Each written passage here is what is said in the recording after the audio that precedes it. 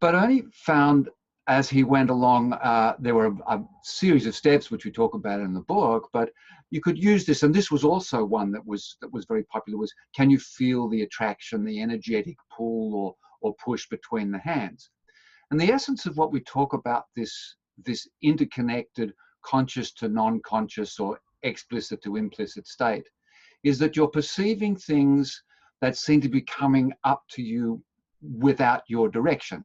So if you're putting your hands here and you say, can you feel the magnetic pull between your hands? And you do, you're already in a different state of consciousness, because there isn't. It just simply is something that you're able to manifest in a altered reality. You believe it. It's a suggestion you follow. Yeah. And I've certainly experienced that, like the suggestion of, oh, you can feel a ball of energy if you bring your hands like this and kind of start to work with that ball, and maybe you can stretch it out a little further and so on. And so we get these processes. Now, as I say, Ernie calls this hypnosis without the hypnosis, because one day he said, I didn't say, can you feel the magnetic pull? It just said, and are your hands moving together or are they moving apart? And he said, it wasn't actually a genius thing. He said, I just forgot. And the person's hands went like that. And Ernie went, oh, wow.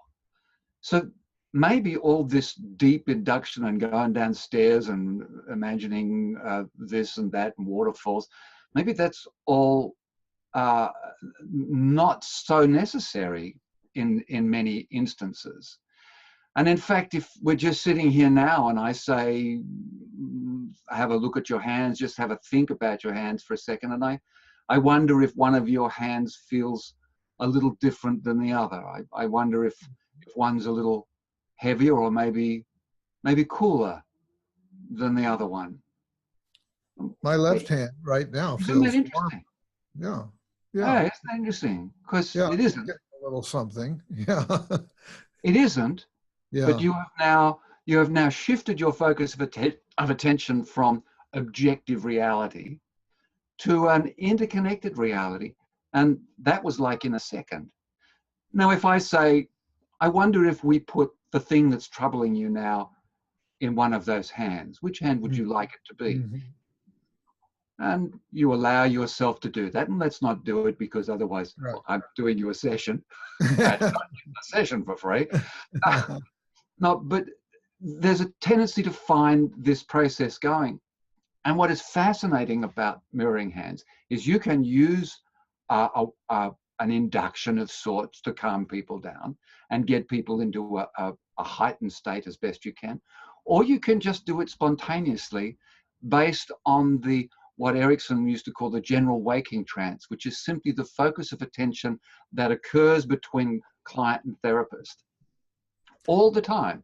Yeah. We need to put a footnote here about Milton Erickson, who sort of changed the whole approach to hypnosis, because he had some kind of genius that would not always use a formal induction, but would find clever ways to draw a person into a trance just in the course of the conversation. And whole tomes have been written about his work and his collected papers. And I invite anybody out there who's curious about this to find out more about Milton Erickson. He was the dude. Yeah. But what he said was, he said, this is actually an interactive process. And we haven't so much coined the term, but I think we're trying to heighten the term. Perhaps we've coined it. But client responsive therapy.